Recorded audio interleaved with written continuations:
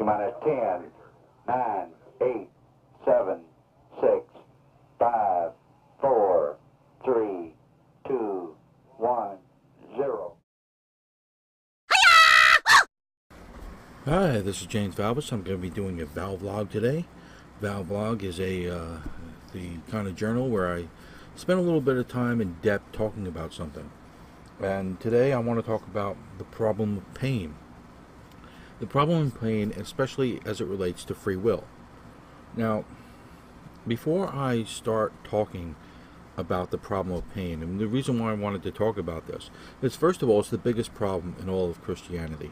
It's the first thing that atheists or non-believers or even believers turn to as a reason to doubt that there's a God. There's a reason to doubt Christianity. There's a reason to doubt that the universe is a benevolent force, that there's a kind, omniscient God in the universe, and that so they either believe that God is a real cruel son of a bee, or they believe that he doesn't exist and life is just cruel by nature. One of those two things. So how does a Christian handle that?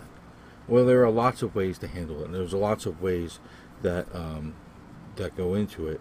But before we do that, I want to play this little clip for you first. And I found it online, and I was just listening to some Norm Macdonald stuff. And Norm Macdonald is a comedian.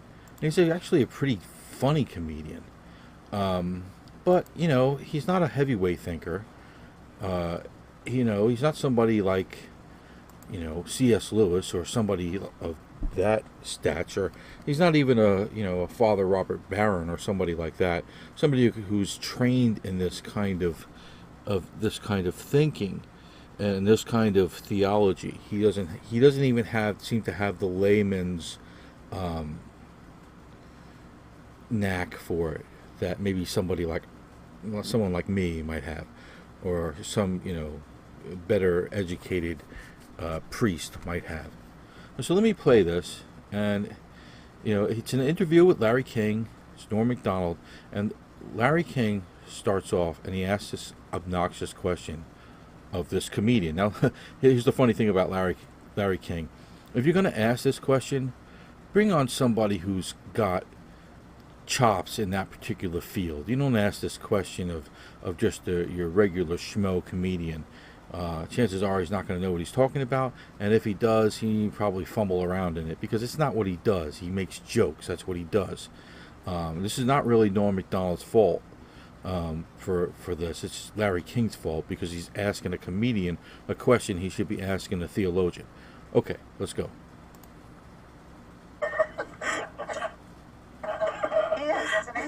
I've never got the answer to the one question, which is why? Why Connecticut children? Why? Why a bomber in Boston? If there is a God, he's omnipotent. Yeah. If he's omnipotent, he could prevent it. Yeah. Why me prevent it? I don't know, man, but you don't stop get it. hanging out in that hot tub with Bill Maher all the time. It sounds like you got a God-shaped hole in your heart. What the hell are you talking about? You believe in God? See, so there we have the kids with cancer thing, and the bomber in Boston thing, and if there is a God, then how come nobody ever gives me an answer to this? Maybe because you're asking the question of a comedian. Okay, maybe that's why, Larry, you never get a straight answer. Well, I'm going to give you a straight answer here. I'm going to give Larry King an answer that he'll never listen to, because he doesn't bother to read a book. He doesn't bother to read G.K. Chesterton or C.S. Lewis or any of the great theologians of the past. These questions have been answered innumerably, but I'm going to put my own little spin on it, because I have my own way of looking at this, and it's not entirely orthodox. I'm a Catholic, and so the Catholic faith believes certain things, and it says certain things about this, but what I'm going to give you is my own opinion, okay? And it goes a little bit off the reservation, not a lot, but a little bit. And the very first thing I would say is this. I would say this to Larry. I would ask him this question. I would say, Larry, do you love your mom and your dad? Do you love them? And Larry would probably say yes. I imagine that he loves his parents. And I would say, why? Why? All the pain you ever experience in your life, every last bit of pain that you will ever get in your life, is directly responsible to your parents. You can hold them responsible for every last bit of suffering that you ever have. The entire reason that you are in this existential, or even, nihilistic, if you look at it from Larry King's point of view, situation, the reason why you're in it is because these two people chose to copulate and bring you into the world. That's why. Now, they didn't have to do that. Not only are there, even somebody for as old as Larry King didn't, there was contraceptives back then, and there was all kinds of other things. But let's just say that there wasn't. They didn't have to choose to have sex. They didn't have to get married and raise a son and bring him up into the world. And so, if you don't hate your parents, who are directly responsible for all the pain that you will ever endure in life, how can you hate God for the exact same thing? It's not even the exact same thing. God is much more indirectly a result of you being born. Your parents are directly responsible. They had the free choice to bring you into the world, and they did it. And so, if you don't hate them, who are directly responsible, then why would you hate the one who is indirectly responsible? This is like hating your boss for, making you miserable at your job, and but not blaming your boss for that, but the CEO. The CEO is at fault. And really, what this comes down to is this is just garbage. You just don't want to believe in God, because to believe in God costs you something. It makes you have to behave in a certain way. And so you look for it and you say, aha, I'm not the bad guy. I'm not the one sinning. I'm not the one doing the evil in the world. I'm not the one who's caused all the heartache and the hate and spread all the bad thought around in the world. No. It's not me. It's that rotten God guy. He did it all. Without him, we'd all be, if he was omniscient, that he would just take care of us, and we'd all be perfectly happy, and we'd just be automatons, and we just like little robots would walk around and do whatever he says, and we'd all be nice to each other, and we'd have no free will, but we live in this kind of tyrannical utopia. Does that sound like fun to you? Does that sound like a good idea to you? Okay, now that's just the first part of what I want to get into. If you don't hate your parents, and I've never met anybody yet who does hate their parents. There are a few people out there who really do hate their parents. But they don't hate their parents for giving them their life. It's usually they hate their parents for some other reason. But let's say there's somebody out there who really does hate their parents because they were born. They curse the fact that they were ever born, and they wish they were never born. And that it's a horrible thing, and they hate mom, and they hate dad, and they hate everything that ever led up to them. They don't even like themselves. They would have to not like themselves. They would have to think that they were a miserable, awful human being. Well, first of all, I said, why don't you change? Why don't you become a less miserable, horrible person? You have the free will to do that. Don't be a miserable, horrible person. That's your first choice. But my second choice is this, okay? It is, if we believe that life is, like the Buddhists say, life is suffering, that there, I don't believe that the Buddhists are right about that. I believe that, let me put it this way. They're not completely right about that. There is certainly suffering in life. That's obvious. Anybody who lives a day in a planet understands that there's suffering in life. You don't get enough to eat, you're hungry. You get too much to eat, you're fat. And it's very hard to be right down the line in everything. Usually something leads to pain. Emotional, physical, whatever. And then, ultimately, doesn't matter what you do, you're going to die. And that's the reality we all face. Okay. All right, so that's the existential condition. We all are part of that. We're all inside that. That existential angst weighs down on us. But we have to ask ourselves this. Let's ask ourselves this. Let's ask the very question. If God gave us free will in life, okay, and I'm not a determinist. I think that in order to be in order to hate God, you have to be a determinist. But I'm not a determinist. I'm a Christian. I'm a Catholic, which means I believe in free will. Most people believe in free will. Most people believe that the choices in their lives are at least partially under their control. Okay? I go left, I go right. That's under my control. God doesn't dictate that. The wind doesn't dictate that. Nothing dictates that. If there's a wall there, that might dictate that. But it's not, you can always climb over the wall, or you can go through the wall, or you can do something else. Or you can go backwards. You always have a choice. So, okay, here we are in this existential condition, right? Now, let me posit an idea, all right? If somebody comes up to us and takes $5 out of our pocket, all right, we would call that theft, right? That would be horrible. That would be a bad thing if somebody stole our $5. Maybe $5 isn't enough paying for you. Maybe you say they steal everything that's in your wallet. They steal your credit cards and all the rest of it. You really got a Job-like life, and you're really down and out, and you're really not happy about things.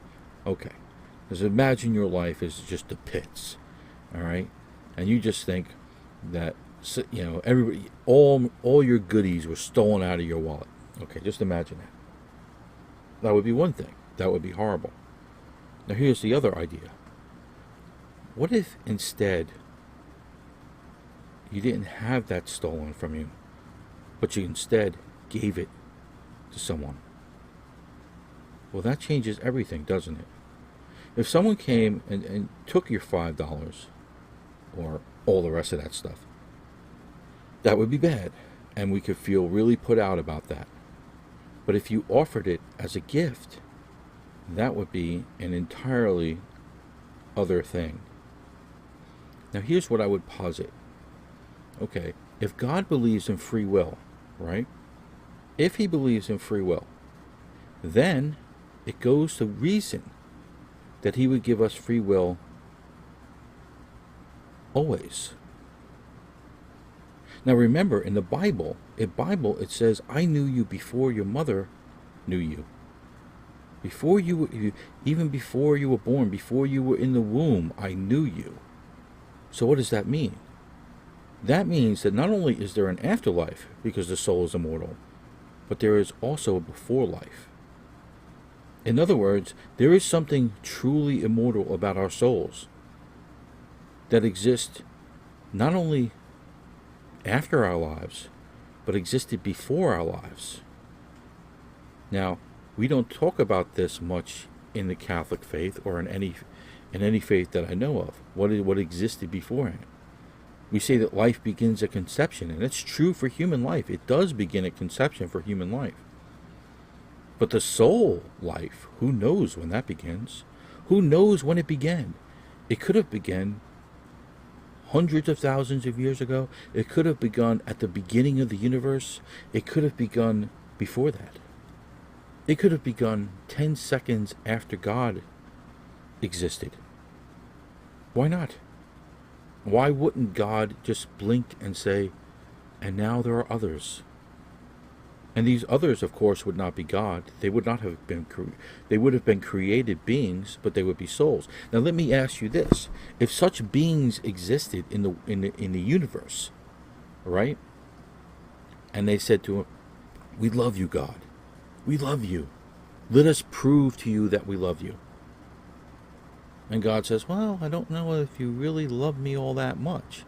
Maybe you think you love me a lot more than you do. And we say, no, God, no, absolutely not. We love you so much. Test us in any way you can think of, and we will prove our love for you. And God says, okay, here's what I'm going to do. I'm going to create this condition where you're not going to know as a fact that I even exist. You're not even going to know whether there's any life beyond the life that you are presently living. Your intellect is going to be dwindled down to almost nothing. And then I'm going to put you on a planet as an animal in which you will have all the animal appetites. And you will look out at the universe and not really understand it as you do now. And you will have cause to doubt me because you will be in discomfort and pain practically the whole time that you're there. And what if we said to God, we want it. We want to prove our love to you. We want to prove to you our love, God. Let us have that opportunity to love you without any evidence. As an act of will, we will stand by our love for you, God. And God says, listen, you can do this, but if you prove to me that you love me, then you can be with me always. But if you prove to me you don't, well, that leads you to another place.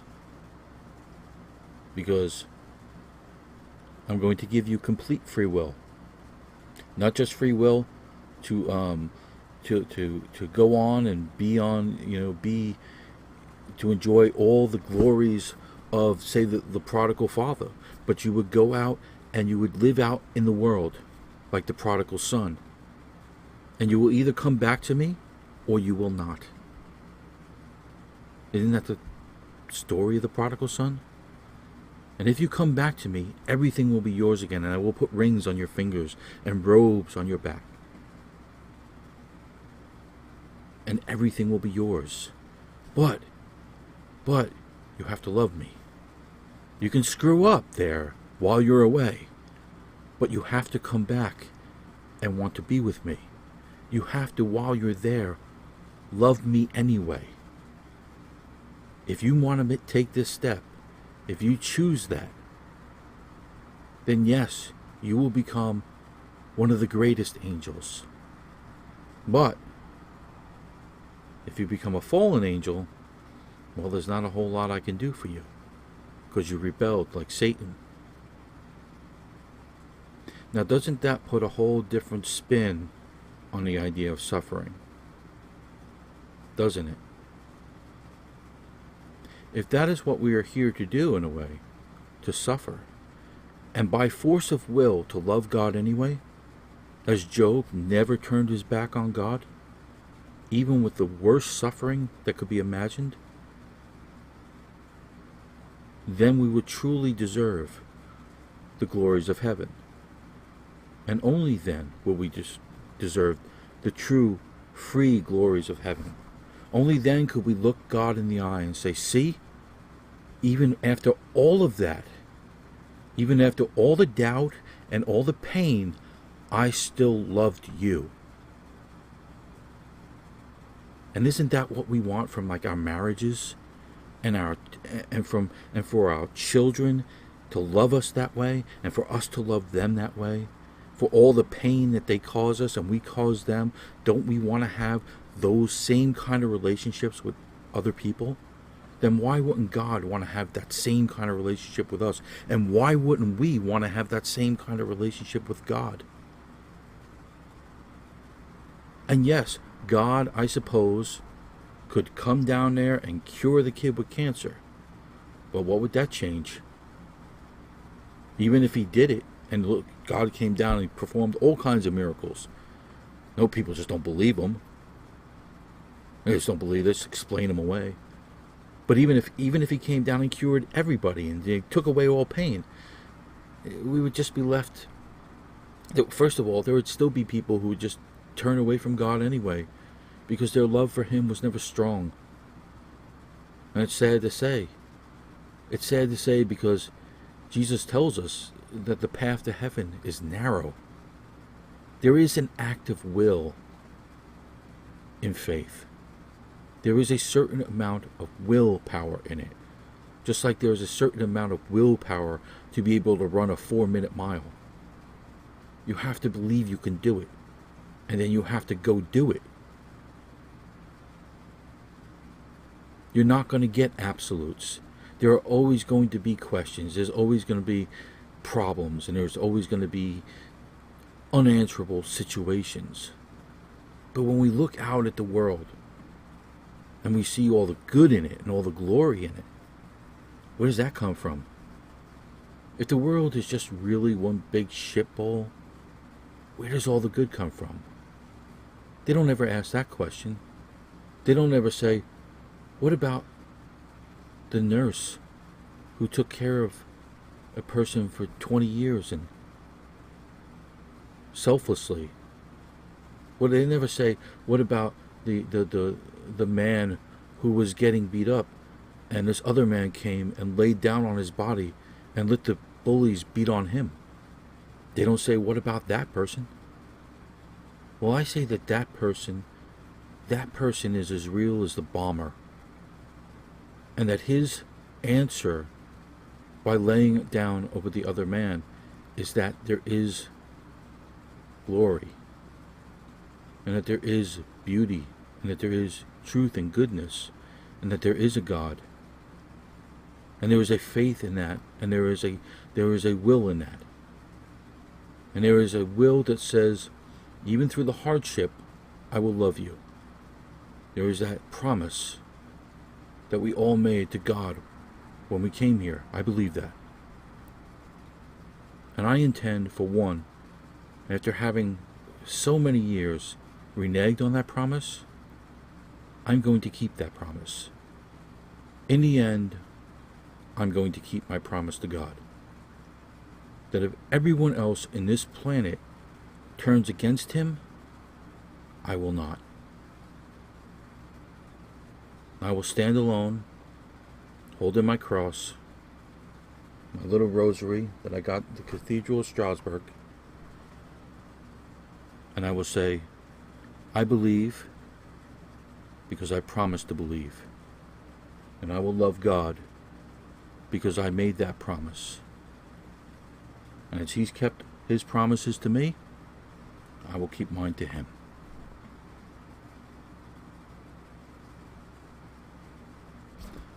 Well, this is Jim Valvis talking about these things. Please like, comment, subscribe, and share this talk. Let it go out far and wide. Let people who struggle with the problem of pain listen to this. Maybe they'll get some comfort from it. Maybe they'll get a little bit of wisdom out of it.